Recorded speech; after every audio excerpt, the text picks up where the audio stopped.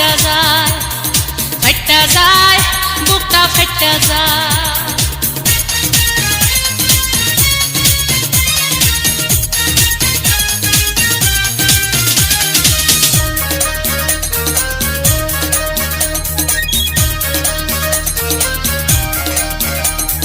বন্ধুর সাথে ঘর করলাম 3.5 বছর, সেই বন্ধু কেমনে আমার হইয়া গেল পর।